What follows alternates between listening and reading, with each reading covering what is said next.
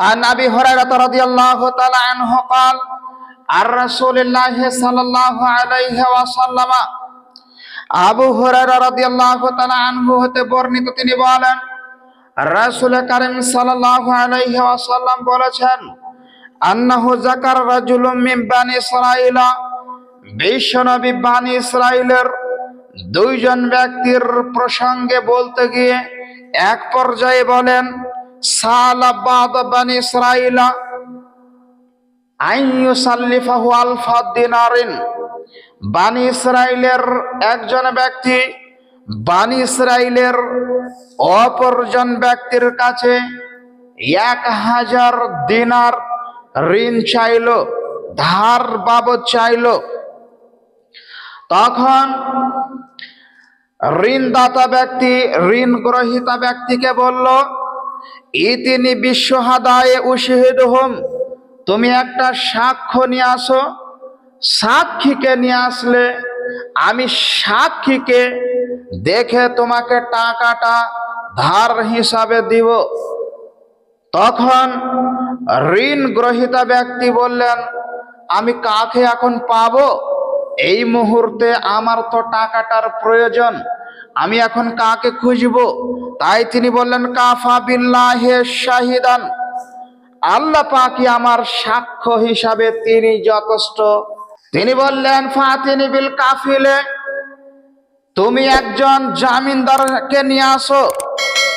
তখন ঋণ গ্রহীতা ব্যক্তি বললেন, কাফা বিল্লাহি কাফিলা, আল্লাহ তাবারক ওয়া তাআলা আমার জামিনদার হিসাবে তিনি যথেষ্ট। এ কথা বলার পরে তখন ঋণদাতা বললেন, ওহ, বুঝতে পেরেছি, সাদাক্তা, তুমি সত্য বলেছ। এরপরে ঋণদাতা ব্যক্তি ফাদাফা ইলাইহি ইলা আজালিম মুসাম্মা, নির্দিষ্ট সময়ের শর্ত সাপেক্ষে সেই ব্যক্তিকে ধার বাবদ টাকাটা দিয়ে দিলেন। ফাখারাজা ফিল বাহারে, তখন ঋণ গ্রহীতা ব্যক্তি নদীর কিনারাতে আসলেন। যেহেতু নদীতে আসার উদ্দেশ্য হলো ওই যে নৌকা যোগে করে ওপারে যেতে হবে। কেন যাবে? ব্যবসার সূত্রে। তাই তিনি নদীর ধারে এসে নৌকা যোগে করে তিনি নদী পেরিয়ে ব্যবসার সূত্রে রওনা হলেন। সম্মানিত দিনী ভাই বোনেরা, যেটা আপনাদেরকে বলতে চাচ্ছি, দেখুন এই ব্যক্তি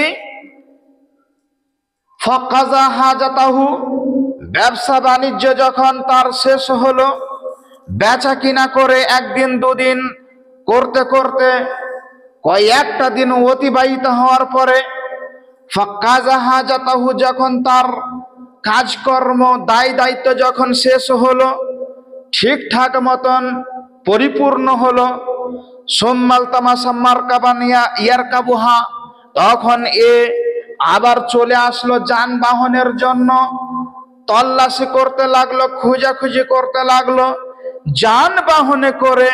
কেন?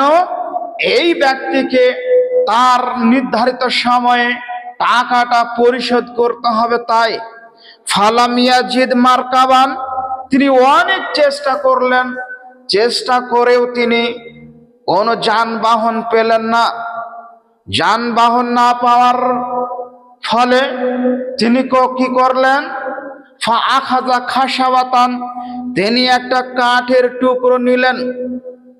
খাশাবা বলা হয় টুকরো, কাঠের টুকরোকে। তো ফাআখাযা খাশাবাতান, তিনি একটা কাঠের টুকরো নিলেন। ফানাকারাহা, এরপরে তিনি সেটাকে ছিদ্র করলেন। ফাআদখালা ফিহা আলফা দিনারিন, এরপরে তিনি সেখানে 1000 দিনার তার ভিতরে, কাঠের ছিদ্রের ভিতরে রেখে দিলেন।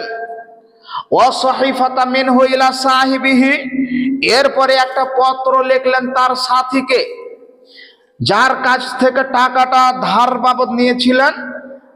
ঋণ গ্রহীতা ব্যক্তি 1000 টাকা সাথে একটা পত্র লিখে ওই কাঠের ছিদ্রর ভিতরে ভর দিয়ে মোম দিয়ে সেটা দিলেন।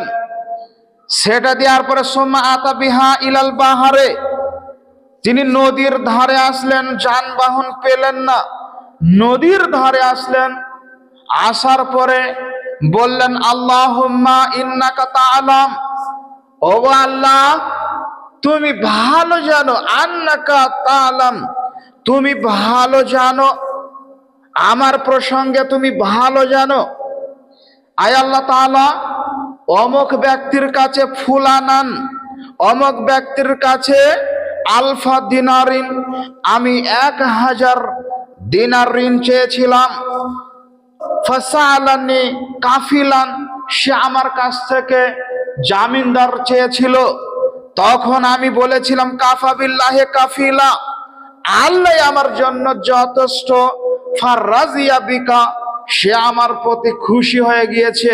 ফাসালানি শাহিদান, সে যখন আমার কাছ থেকে সাক্ষ্য চাইল, তখন আমি তাকে বললাম কাফা বিল্লাহি শাহিদান, আল্লাহ যথেষ্ট আমার সাক্ষ্য হিসাবে।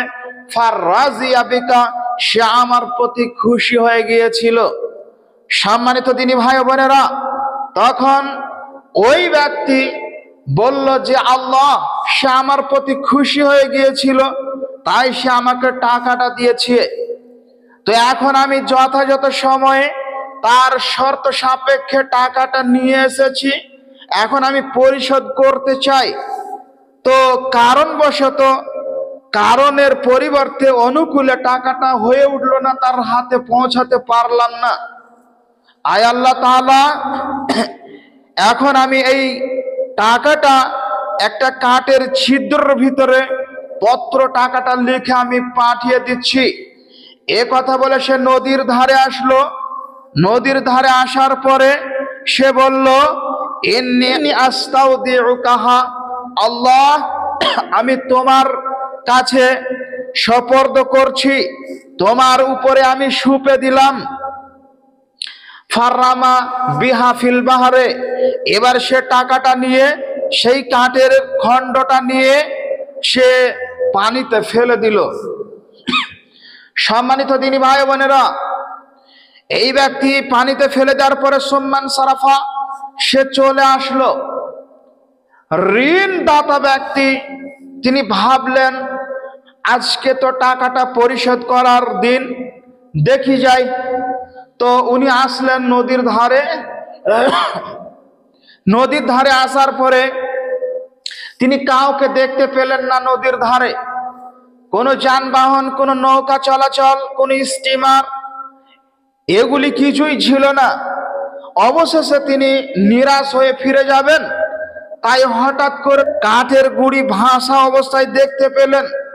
তখন তিনি কি করলেন, ফাআখাযাহা লিআহলিহি হাতাওয়ান, তিনি বললেন তাহলে একটা কাজ করি, খালি হাতে যাব, এই কাঠের গুঁড়িটা নিয়ে যায়, বাড়িতে জ্বালানি হিসাবে কাজ করবে। তাই তিনি সেই কাঠের গুঁড়িটা নিয়ে তিনি বাড়ি আসলেন।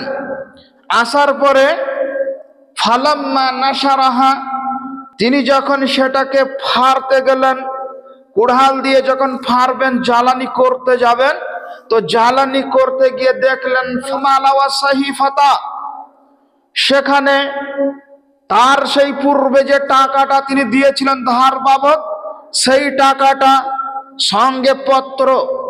এরপরে তিনি পত্র খুলে পড়ে দেখছেন যে ওই ব্যক্তি, যে ব্যক্তি ইতিপূর্বে টাকাটা ধার হিসাবে নিয়েছিল, যে ভাই আমি যেতে পারলাম না যানবাহনের কারণে, আমি টাকাটা আল্লাহর উপরে ভরসা করে, যেহেতু আমার আল্লাহ আমার সাক্ষ্য ছিলেন, সেদিন কেউ ছিল না, যেদিন আমি তোমাকে টাকাটা নেওয়ার সময় বলেছিলাম আল্লাহ আমার সাক্ষ্য হিসাবে যথেষ্ট, তো আমি তার উপরে ভরসা করে আমি কাউকে না পাওয়ায় টাকাটা আর পত্রখানা লিখে আমি তোমাকে দিয়ে দিলাম। তুমি যদি টাকা পত্র পাও তাহলে তুমি আল্লাহর কাছে কৃতজ্ঞতা প্রকাশ করিও। এ কথা বলে তিনি টাকাটা দিয়ে দিলেন। সম্মানিত দিনী ভাই বোনেরা, এই ব্যক্তির ঋণ গ্রহীতা ব্যক্তি বেশ কিছুদিন পরে যখন যানবাহন যখন চলতে লাগলো, তখন তিনি 1000 টাকা সঙ্গে নিয়ে এই ব্যক্তির বাড়িতে আসলেন। আসার পরে বললেন, কি খবর ভাই? তখন তিনি বললেন, ভাই, যে আপনার সাথে যে ইতিপূর্বে ধার হিসাবে ধার বাবদ টাকাটা নিয়েছিলাম, সেই টাকাটা আমি দিতে এসেছি, কারণবশত আসতে পারেনি, যান চলাচল ছিল না, তাই আমি আসতে পারিনি, অনুকূলে হয়ে ওঠেনি, এখন হয়েছে, আমি এসেছি।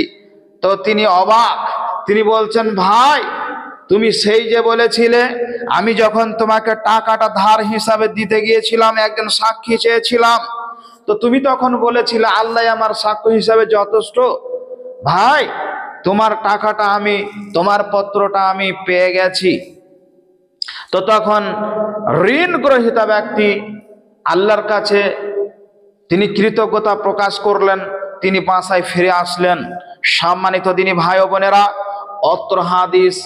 অত্র হাদিস বুখারী। এ হাদিস থেকে কি বোঝা গেল? এ হাদিস থেকে বোঝা গেল যে আল্লাহ ভরসা, আল্লাহর উপরে ভরসা রাখলে আল্লাহ তাবারক ওয়া তাআলা তার প্রত্যেকটা দায়িত্ব তিনি নিজ কাঁধে বহন করবেন।